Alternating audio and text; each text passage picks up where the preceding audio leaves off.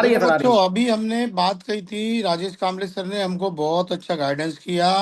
वहाँ के उन्होंने अपने वैयक्तिक अनुभव बताए, पर्सनल एक्सपीरियंसेस, और उससे बहुत कुछ सीख सकते। तो हम बात कर रहे थे जर्नी फॉर वीजा की। Journey for visa, what is it? It is the book written by Baba Saheb. It is known as the autobiography written by Baba Saheb. Baba Sahab ने खुद लिखी हुई अपने जीवन के बारे में जो अनुभव है, उनकी वो किताब है। तो मैं रिकमेंड करूंगा कि सभी बच्चे, हर लैंग्वेज में ट्रांसलेटेड है वो। हिंदी में है, इंग्लिश में तो ओरिजिनल है, मराठी में है, गुजराती में, बंगाली में, हर भाषा में आपको वो किताब मिलेगी। मैं ये किताब आपको रिकमेंड क्यों कर रहा हूँ? क्योंकि बाबा साहब अंबेडकर बस आपके जैसे उम्र के व्यक्ति थे। उस वक्त जब कोई व्यक्ति स्टूडेंट होता है, जब कोई व्यक्ति छोटा बचपन में होता है, तो वो कैसे सोचता है, इसके बारे में आपको बहुत सारे अनुभव सीखने को मिलेंगे। इसीलिए जर्नी फॉर वीजा जो बाबा साहब की जो किताब है, वो आपने पढ़ लेना जब भी वक्त मिले। और मैं ये भी बता रहा था कि छुट्टियों में आप क्या क्या कर रहे हो। तो किसी ने टूर का प्लान किया होगा, किसी ने फिल्म का प्लान किया होगा, किसी मम्मी पापा के साथ बाहर घूमने जाने का प्लान कर रहे होंगे, कोई मामा के घर पे जाने के लिए सोच रहे होंगे, या कोई गए होंगे। तो ऐसे में ही छुट्टियों में एक प्लान जरूर कर लेना। वो ये करना कि हम लोग अभी क्या करते हैं, तो ज्यादातर सोशल मीडिया में या मोबाइल के साथ बने रहते हैं। और मोबाइल में हम ज्यादातर कौन सी बातें देखते हैं, तो रील्स देखते हैं। और रील्स भी कौन सी देखते हैं, तो ऐसी रील्स देखते हैं कि जिसका हमारे व्यक्तिगत जीवन में ज्यादातर बेनिफिट नहीं मिलता। तो हमको रील्स कौन सी देखनी चाहिए? तो रील्स हमारी जो आधुनिक शिक्षा है उससे रिलेटेड होनी चाहिए। जैसे कल मुंबई में गवर्नमेंट ऑफ महाराष्ट्र की तरफ से एक बहुत बड़ा सेमिनार लग गया था, वर्कशॉप लगा था। वो वर्कशॉप किस चीज पर था बच्चों, पता है? वो वर्कशॉप था आर्टिफिशियल इंटेलिजेंट, मशीन लर्निंग, और जो चैट जीपीटी और आधुनिक टेक्नोलॉजी का एजुकेशन जो है, उस हिसाब से आपको खुद की फिल्म बनाना, आपकी स्टोरी क्रिएट करना, वीडियो बनाना, और नए नए जो एजुकेशन है चैट जीपीटी के, आर्टिफिशियल इंटेलिजेंस के, मशीन लर्निंग के, उसको किस उसको किस तरीके से आप सीख सकते हो, ये शिक्षा उसमें कल के वर्कशॉप में दी गई। और एक बात मैं बताता हूँ कि मेरा बच्चा जो अमेरिका में कैलिफोर्निया यूनिवर्सिटी में पढ़ता था, अभी वो 3-4 महीने पहले इंडिया में आ गया।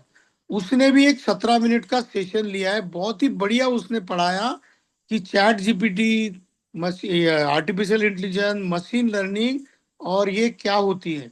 इससे क्या होता है, जो हम मोबाइल पे रील्स देखते हैं ना, छोटी छोटी फिल्में देखते हैं, रील्स देखते हैं, तो ऐसी फिल्में या छोटी छोटी रील्स अपने स्टडी के बारे में, अपने सपनों के बारे में, अपने कल्चर के बारे में, जैसे अभी आम, किसी को गाना बनाना है, 14 अप्रैल आ रहा है, तो बहुत सारे बच्चे चाहते होंगे कि मैं बाबा साहब के ऊपर एक सॉन्ग बनाऊं।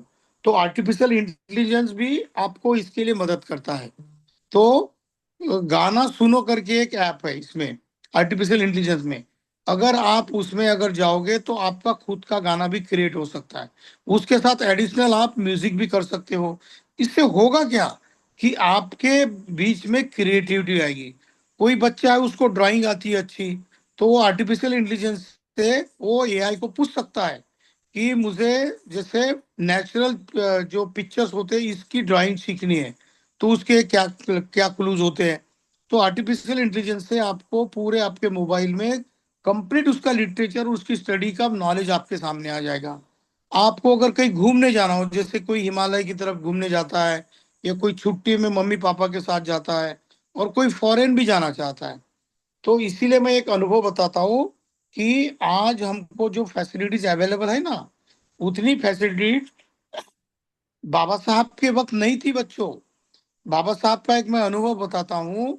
बाबा साहब अंबेडकर जून में, 4 जून 1913 में अमेरिका में पढ़ाई करने के लिए निकल चुके थे यहाँ से।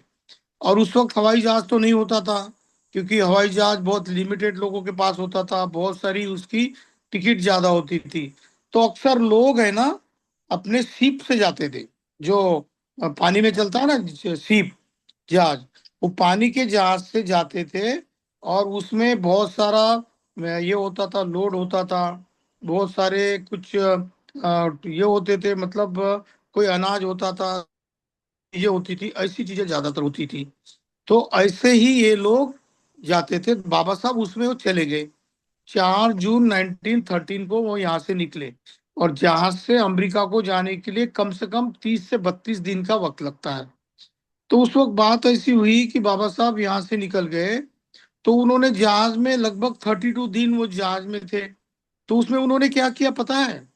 उन्होंने उस वक्त की जितनी भी किताबें थी, स्टोरी की किताबें, स्टडी की किताबें, कल्चरल रिलेशन की किताबें, स्टडी किस तरीके से करना ये ऐसी किताबें, और लेक्चर कैसे देना ऐसी किताबें, और हायर स्टडीज किस तरीके से करना ऐसी किताबें, उन्होंने लगभग 30-40 किताबें लेके गए थे। और उनकी रीडिंग की कैपेसिटी इतनी थी बच्चों, वो एक दिन में वो लगभग 100 पेज की किताब पढ़ डालते थे। और ज्यादातर वो किताबें इंग्लिश में रहती थी। तो इससे होता क्या था पता है?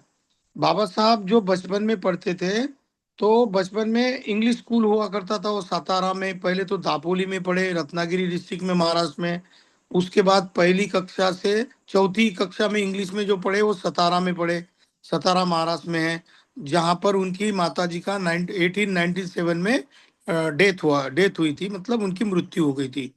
तब वो अकेले बाबा साहब 5 साल के थे, तब उनकी माताजी भी नहीं थी।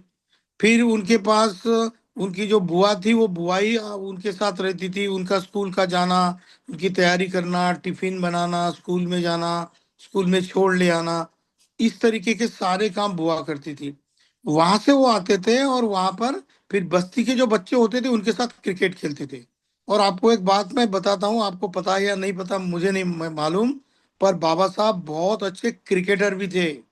और बाबा साहब सतारा में उनकी जो बच्चों की जो टीम होती थी ना, अभी कैसे बड़े बड़े क्लब होते हैं ना, मुंबई में क्लब, अभी आप देखते हो कि आईपीएल चल रहा है, तो आईपीएल में अलग अलग प्रकार के क्लब्स है। तो उस वक्त गली गलियों में या शहर शहर में क्लब होते थे बच्चों के, और वो क्लब, एक क्लब दूसरे क्लब के साथ क्रिकेट की मैच खेलते थे। तो बाबा साहब के सतारा के उस बस्ती में जो रहते थे ना, जो वहां पर पिताजी उनके जॉब करते थे, उस बस्ती के क्लब के बाबा साहब क्रिकेट के कैप्टन थे।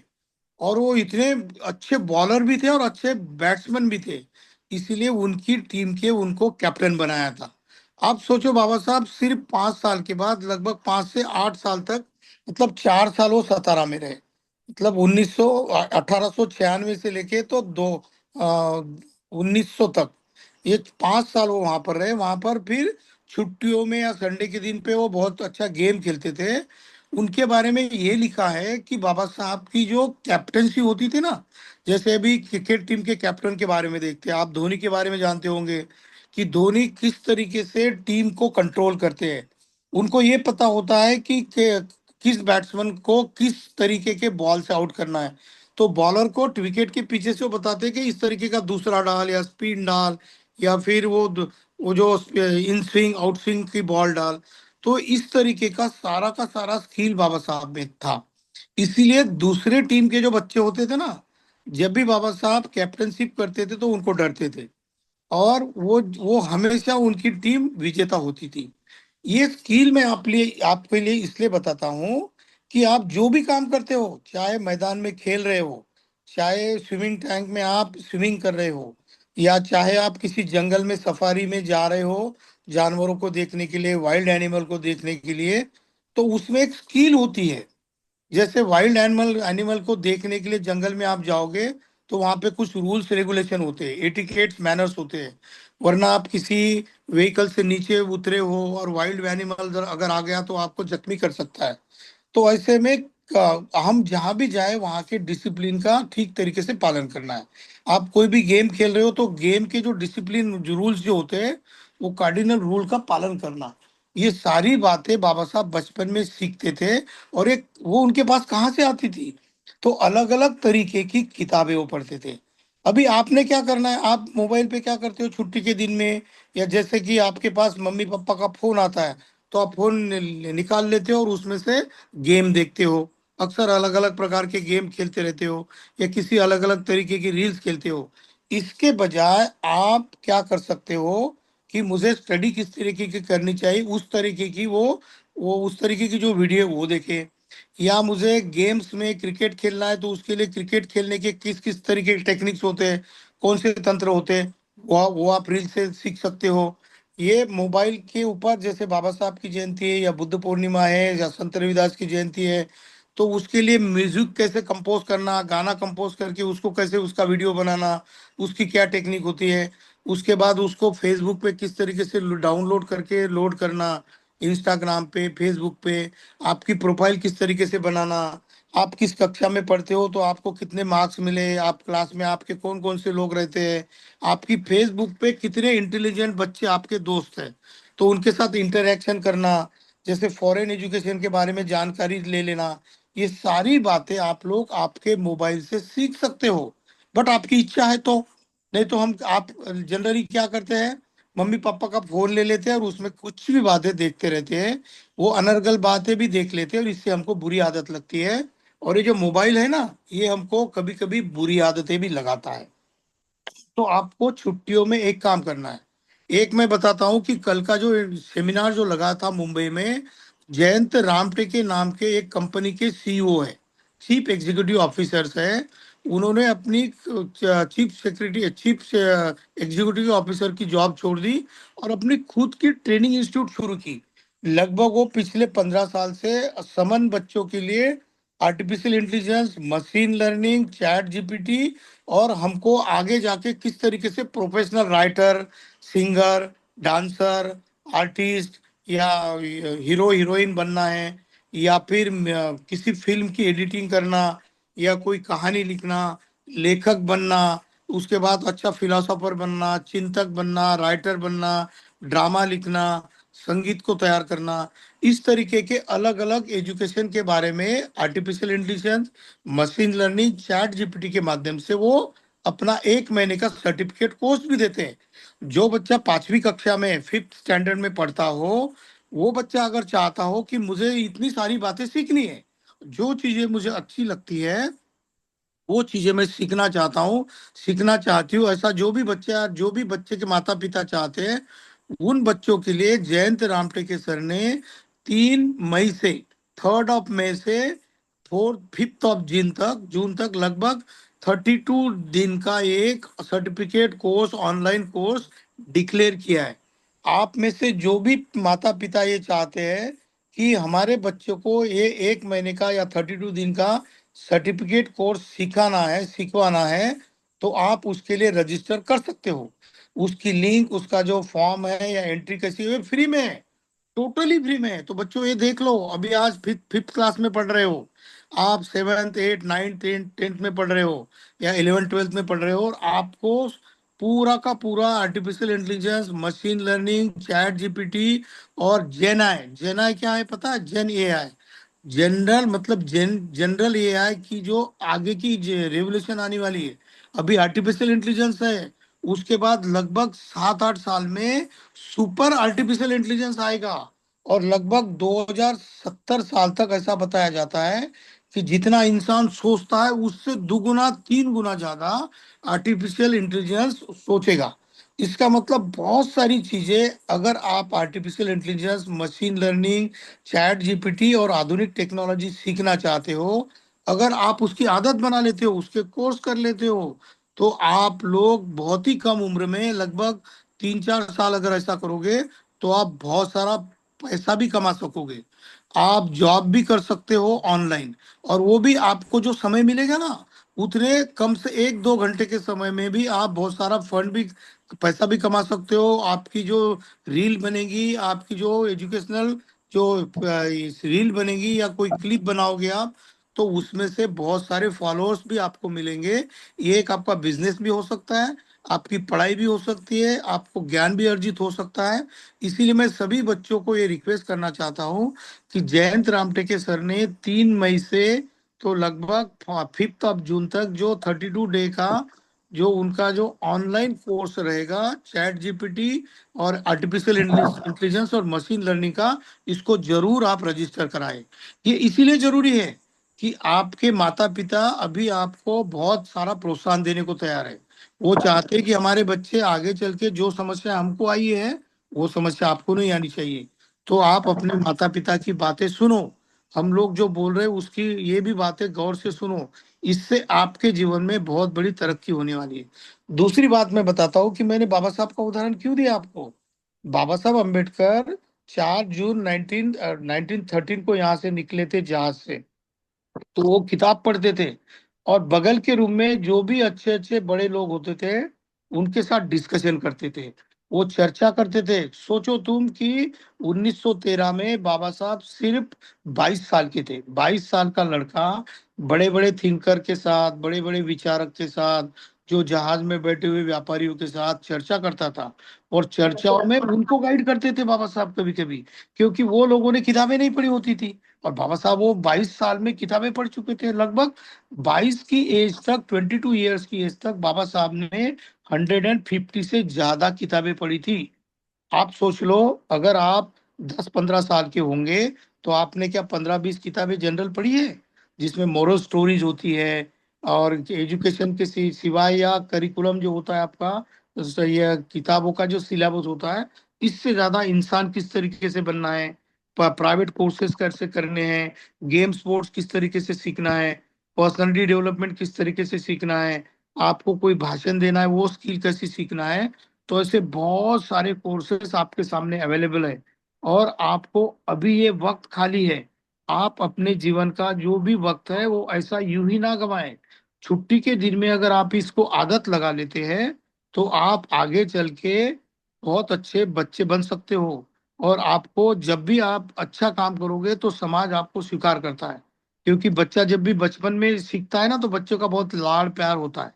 लेकिन जैसे जैसे बच्चा युवक होता है, जैसे जैसे वो 11वीं 12वीं के बाद फिर ग्रेजुएशन में चला जाता है, तो तब समाज के लोग देखते हैं कि इस बच्चे ने क्या सीखा, कौन से मैनर्स एटिकेट इसने सीखे हैं, कौन सी पढ़ाई इसने की है, क्या क्या कुछ जानता है, क्या स्किल इसके पास है। अगर इसके पास ये स्किल है तभी आपको रिस्पेक्ट मिलता है। वरना आप जब यूथ बन जाते हो ना तो समाज आपको बोलता है इस बच्चे ने क्या सीखा, कुछ भी नहीं आता इसको। इसमें लगभग 10-15 साल अपने जीवन के ऐसे ही गंवाए। इसको ना पढ़ाई करते आता है, ना एटिकेट्स मैनर है, ना इसने अलग अलग प्रकार के कोर्स किए। तो ये सारी बातें सीखने का मौका अभी छुट्टियों के दिन में आपके पास है। मैं ऐसा नहीं कहता हूँ कि आपको गेम स्पोर्ट्स या खेल खेलना नहीं, जरूर खेलो। लेकिन हर दिन का कम से कम 1 या 2 घंटे का समय अपने जो अदर करिकुलर एक्टिविटीज है, अदर जो आपकी हॉबीज है उसको पूरा करने के लिए आप ये समय व्यतीत करो। इससे आपके जीवन में बहुत बड़ी तरक्की होगी। एक सोचो कि बाबा साहब के जमाने में कुछ भी नहीं था, वो तो संघर्ष करते थे। उनके पास किताबें नहीं रहती थी तो उनके पिताजी, उनकी बड़ी बहन थी, उनकी 90वें साल में ही 9th एज की थी तभी शादी कर दी गई थी। और उसके जो गहने होते थे ना, मंगलसूत्र होता था या फिर सोने के गहने होते थे, उसको वो गिरवी रखते थे साहूकार के पास। और वो गिरवी रख के पैसे लाके उससे किताबें खरीदते थे बाबा साहब के पिताजी, और किताबें पढ़ने को देते थे। ऐसी इतनी गरीबी में बाबा साहब ने पढ़ाई की, इतनी गरीबी में उन्होंने इतना अच्छा ज्ञान अर्जित किया। और आज हम बाबा साहब को सैल्यूट क्यों करते हैं, बाबा साहब की मूर्ति की पूजा क्यों करते हैं, बाबा साहब को मानते क्यों हैं? इसीलिए मानते हैं कि उन्होंने आप जैसे बच्चे रहते हुए, आप जैसे बच्चों की उम्र में ही सारा कुछ अर्जित किया। और उनका जो एम था ना, एम, ऑब्जेक्टिव और डिटर्मिनेशन इतना स्ट्रांग था। उन्होंने वो महाराजा को, सयाजीराव महाराजा को जब बुलाया था उन्होंने 1913 के मार्च में, फरवरी में बाबा साहब के पिताजी की 1913 में डेथ हो गई थी और उनको जाना था फॉरेन। तो सयाजीराव गायकवाड़ महाराज ने उनको बुलाया, पर उनकी तो पहचान नहीं थी। तो बाबा साहब के पिताजी के दो लोग दोस्त थे, एक थे मड़के बुआ नाम के, एक बहुत बड़े लीडर थे जो हमारे दलितों के लीडर थे उस वक्त के। और दूसरे थे केलुस्कर गुरुजी। जो केलुस्कर गुरुजी ने बाबा साहब को 10th क्लास पास होने के उपलक्ष्य में उनका सत्कार लिया था। हमारे समाज का सबसे पहला 10th क्लास पास होने वाला सबसे पहला अगर बच्चा कौन था तो भीमराव रामजी अम्बेडकर था। इसलिए उसका सत्कार किया। अगर उन्होंने वो तथागत बुद्ध की बुद्ध का चरित्र नाम की किताब बाबा साहब को दी, वो किताब उन्होंने 3-4 बार पढ़ी। और उस किताब से बाबा साहब का जो सोचने का जो ढंग है पूरा का पूरा बदल गया। उन्होंने उस उम्र में, लगभग वो 16-17 साल के थे, तब उन्होंने सोचा कि मुझे केवल मेरे लिए जीना नहीं है, मेरे समाज को उन्नति के लिए सीखना है। मेरे समाज के जो बच्चे हैं, जो गरीब लोग हैं, उनके जीवन में खुशहाली हो, उनको शिक्षा मिले, उनकी जिंदगी में सुधार हो। इसीलिए मैं अपनी पढ़ाई करना चाहूंगा और इसीलिए मैं अमेरिका जाना चाहता हूँ पढ़ने को। तो ये महाराजा ने उनको सवाल पूछा कि भीमराव, तुम क्यों अमेरिका जाना चाहते हो, क्यों फॉरेन को पढ़ाई करने जाते हो? तो बाबा साहब ने महाराजा को बोला कि मैं मेरे समाज को दुरुस्त करना चाहता हूँ, मेरे समाज के जितने भी बच्चे हैं उनको पढ़ाना चाहता हूँ। मैं मेरे समाज की हालत ऐसी देखना नहीं चाहता हूँ, क्योंकि आज के मेरे समाज के लोगों को रास्ते पर चलने नहीं दिया जाता, पैर में चप्पल तक पहनने की अनुमति नहीं है, इनको स्टेट खरीदी नहीं करते आता, उनको शादी में घोड़ी पर बैठने की अनुमति नहीं है, उनको स्कूल में शिक्षा का अधिकार नहीं होता, उनको कोई संपत्ति नहीं मिलती, सिर्फ मजूरी करते हैं, सिर्फ लेबर का काम करते हैं। और मैं देखता हूँ कि मेरे समाज के लोग मेरी शिक्षा के माध्यम से इन सारी बुरी चीजों को त्याग दे और अपने जीवन में एक बहुत बड़ी उम्मीद जगाए। ये मैं चाहता हूँ, इसीलिए महाराज मुझे आपसे स्कॉलरशिप चाहिए। महाराज इतने खुश हो गए, उन्होंने बाबा साहब की पीठ को थपथपाई और पीठ को एक किया, शाबाशी दी और बोला, भीमराव मैं तुमको स्कॉलरशिप दूंगा, तुम निकल जाना, फिक्र मत करना। बाबा साहब को 25 पाउंड की स्कॉलरशिप मिल गई बच्चों। उस वक्त के 25 पाउंड यानी लगभग आज के 4,500-5,000 रुपए महीने की स्कॉलरशिप मिलती थी। उस स्कॉलरशिप में से आधे पैसे बाबा साहब अपनी पत्नी के लिए इंडिया में भेजते थे, और उस स्कॉलरशिप के आधे पैसे से उनका घर चलता था, और आधे पैसे से वो लंदन में, अमेरिका में और लंदन में अपनी पढ़ाई करते थे। इतनी गरीबी में बाबा साहब ने अपनी पढ़ाई पूरी की बच्चों। मतलब इतनी एडवर्स सिचुएशन थी उनकी कि कुछ भी सुविधा नहीं थी। फिर भी उनके पास क्या था? तो उनके पास एक ड्रीम था, हौसला था, जुनून था, उनके पास उम्मीद थी। ये सारी बातें बाबा साहब ने आप जैसे बच्चे होते हुए सीखी थी। मुझे लगता है कि आप लोग समन संघ के माध्यम से इसमें से एक दो बातें भी अगर लोगे, तो आपके माता पिता बोलेंगे कि बाबा साहब की वजह से हमारे बच्चे इतने होनहार बनना चाहते। और जो भी बच्चे अमेरिका में, इंग्लैंड में, ऑस्ट्रेलिया में, जापान में या कहीं भी फॉरेन में जाना चाहते हो, तो आप अभी से ड्रीम तैयार कर लो अपना। ये सोच लो कि दुनिया की नंबर 1 की हार्वर्ड यूनिवर्सिटी है, दुनिया की सबसे रैंकिंग की नंबर 1 की यूनिवर्सिटी है।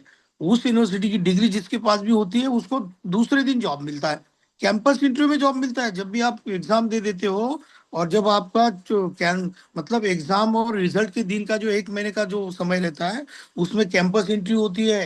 Harvard, Oxford university, Cambridge university और कोलंबिया यूनिवर्सिटी, ये जो 100 रैंक की जो बिलो वाली जो यूनिवर्सिटी होती है ना बच्चों, तो इसकी कैंपस इंटरव्यू होती है। जब आपके पास डिग्री भी नहीं आती, उससे पहले आपका किसी नौकरी में सिलेक्शन हो जाता है और आपको बड़ा पैकेज मिलता है।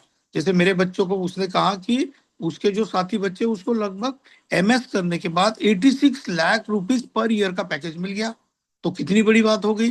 ठीक है, आपको इतना नहीं मिलेगा इंडिया में आके, या फिर फॉरेन में 30 लाख का, 40 लाख का पैकेज मिल सकता है। पैसे का छोड़ दो, लेकिन आपके पास ये कॉन्फिडेंस आ जाता है कि मैं अगर फॉरेन की यूनिवर्सिटी में पढ़ रही हूँ, तो मैं कम नहीं हूँ, मैं किसी वमन के बच्चे से या किसी और लोगों के बच्चे से कम नहीं हूँ। मेरे पास उम्मीद है, मेरे पास डिग्री है, मेरे पास इंटरनेशनल लेवल की शिक्षा का सर्टिफिकेट है। ये उम्मीद आपके बीच में जब जागेगी ना बच्चों, तो आपको अपने माता पिता को वो ये नहीं बोलना पड़ेगा कि पप्पा मेरे साथ एडमिशन करने के लिए चलो ना, मेरी एडमिशन करवा दो, मेरे साथ बस में चलो, मेरे हॉस्टल की व्यवस्था कर दो, मुझे रूम किराए पे करा दो। ये जो छोटी मोटी बातें हैं ना, ये आपको माता पिता से पूछने की जरूरत नहीं। इतनी आपकी पर्सनालिटी इंडिपेंडेंट हो जाएगी। और मैं चाहता हूँ कि जितने भी सपनों के बच्चे हैं, अगर बड़ा बनना चाहते हैं, बहुत बड़ी उम्मीद के साथ बाबा साहब जैसा ड्रीम करना चाहते हैं, तो आपके लिए बच्चों रास्ता खुला है। ये निर्भर है, डिपेंड है आपकी मन की क्या इच्छा है। होता क्या है कि आपको अगर तैरना है, पर आप बोलते कि मैं पानी में नहीं उतरूंगा, मैं स्विमिंग टैंक में नहीं जाऊंगा, मुझे तैरना है, मैं तैरने के ऊपर की बहुत सारी किताबें पढ़ूंगा कि ये बटरफ्लाई जैसा तैरना कैसा होता है, वो जो अलग अलग प्रकार की स्विमिंग की जो जो एक्टिविटीज में किताबों से पढ़ूंगा, और फिर मैं बहुत अच्छा स्विमर बन जाऊंगा। क्या ये पॉसिबल है? आपको बहुत अच्छा ओलंपिक लेवल का स्विमर बनना है या क्रिकेटर बनना है, तो आपको किताबें तो पढ़नी पड़ेगी। लेकिन उसके साथ साथ पानी में उतरना पड़ेगा। आप बोलेंगे पानी में उतर तो बहुत ठंडा पानी है, बहुत गहरा पानी है, मैं नहीं जाऊंगा मम्मी पापा, मैं तो नहीं जाना चाहता हूँ। तो कभी कभी अपने मम्मी पापा क्या करते हैं, फेंक देते हैं पानी में, जाओ। और आपको जो नीचे का जो ये रहता है ना, वो टायर रहता है, ट्यूब रहता है, उसके सहारे आप हाथ पैर मारते हो। तो जब तक आप पानी में कूद के हाथ पैर मारना नहीं सीखोगे, तब तक आपको जिंदगी में कोई भी चीज नहीं मिलने वाली। आपको तैरना है तो मम्मी पापा तैर कर नहीं आपको सिखा सकते, वो आपको पानी में उतरना पड़ेगा। इसलिए मैं बोलता हूँ कि जो भी चीज आप करना चाहते हो, उसका आप ड्रीम बना लो। ये आज उम्मीद कर लो, आप निर्णय कर लो, एम कर लो, ऑब्जेक्टिव ऑब्जेक्टिव कर लो, और अपना जुनून जगाओ। और ये सोचो कि मुझे जिंदगी में बाबा साहब जैसा बनना है। हो सकता है प्लेयर बनोगे, क्रिकेट प्लेयर बनोगे, हॉकी प्लेयर बनोगे, या आप एथलेटिक्स में जाओगे, या फिर आप कोई हीरो हीरोइन बनना चाहते हो, डायरेक्टर बनना चाहते हो, प्रोड्यूसर बनना चाहते हो, राइटर बनना चाहते हो, म्यूजिशियन बनना चाहते हो, बहुत सारे, या फुटबॉलर प्लेयर बनना चाहते हो। हजारों प्रकार के अवेलेबल है आपके पास एवेन्यूज, बहुत सारे रास्ते हैं। पर आप कहते हो मैं रास्ते पर पहुंचना चाहता हूँ, मैं हिमालय की एवरेस्ट की चोटी पे पहुंचना चाहता, चोटी पे पहुंचना चाहता हूँ, लेकिन मैं चढ़ूंगा नहीं। तो कैसे पहुंचोगे? है ना, वो तेनसिंग नोरगे जो है ना, वो 1953 में हिमालय में 29,700 कुछ तो भी फीट पर चला गया था। उसके बाद ऑक्सीजन का सिलेंडर भी नहीं था ठीक से, लेकिन उसके पास हिम्मत थी। और एडमंड हिलेरी और दोनों उनके टीचर, वो दोनों चढ़े। उसके बाद उन्होंने वहां पर भारत का झंडा गाड़ दिया, और वहां से बोला कि मैं, वो बुद्धिस्ट था, याद रखना वो समन था, लेकिन वो समन था इसलिए आपके बीच में फेमस नहीं है। एवरेस्ट के ऊपर चढ़ने वाला दुनिया का सबसे बड़ा जो गिरिया, जो पहाड़ चढ़ने वाला जो होता है ना, वो अपना बंदा समन था। तो ऐसे बहुत सारे लोग आपको मिलेंगे जिनकी स्टोरीज पढ़ के आप जागरूक हो जाओगे। पर आपको है ना, कोशिश करनी पड़ेगी, इच्छा करनी पड़ेगी। नहीं तो मुझे बहुत अच्छी क्वालिटी की चाय पीनी है और मम्मी मुझे बना के देगी, नो। आपको चाय बनाना सीखना पड़ेगा, आपको रोटी बनाना, आपका खाना बनाना, आपको खाना परोसना, आपको दूसरों के साथ मैनर्स एटिकेट से रहना खुद सीखना पड़ेगा। सारा कुछ अवेलेबल है आपके पास, पर अगर आपकी इच्छा है तो। वरना इच्छा नहीं है तो कुछ भी नहीं मिलने वाला। माँ बाप आपको जब 15-20 साल के होंगे तब तक साथ देंगे, बाद में आप क्राउड में फेंक दिए जाओगे। और क्राउड में अगर आपके पास स्किल नहीं है, अनुभव नहीं है, आपके पास अलग अलग प्रकार के ट्रेनिंग नहीं है, तो आप कुछ भी क्राउड में नहीं जाओगे, क्राउड से बाहर फेंक दिए जाओगे। क्योंकि जमाना जो क्राउड में भागना चाहता है, जो क्राउड में दौड़ना जानता है, जो भीड़ में भीड़ का तंत्र जानता है, और भीड़ के साथ चलकर अपने आप को सक्सेस करना जानता है, उसी को ही क्राउड उठा लेती है। वरना समुन्द्र में जब तक आदमी जिंदा है तब तक ही रहता है, जैसे बॉडी डेड होती है ना, समुंदर फेंक देता है। इस तरीके से भी आपको ऐसे क्राउड में जाओगे ना, तो क्राउड में अगर आपके हाथ पैर नहीं हिलेंगे, आपके पास स्किल नहीं होगा, कोशिश नहीं होगी, तो आप क्राउड से फेंक दिए जाओगे, और फिर आपके मदद करने के लिए कोई नहीं आएगा। तो इतनी बात मुझे बच्चों आपसे करनी थी। अगर मेरी बात में अगर किसी को बुरा लगा हो तो मुझे माफ करना, और अगर आपका किसी का सवाल है तो वो भी मुझे करना। हर सवाल का जवाब देने के लिए हम तैयार हैं।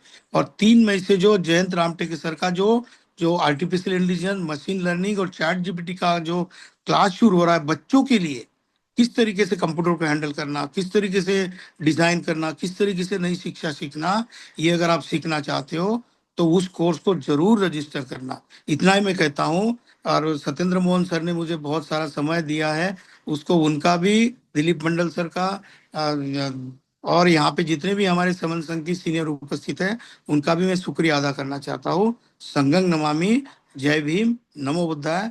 मैं समन हूँ, हम सब समन है। साधु साधु साधु, बहुत साधु सुंदर सर, बहुत सुंदर। साधु साधु। साधु बहुत ही साधु मोटिवेशनल बहुत आपने बहुत वक्तव्य दिया सर। साधु बहुत साधु बहुत साधु, बहुत बहुत साधु।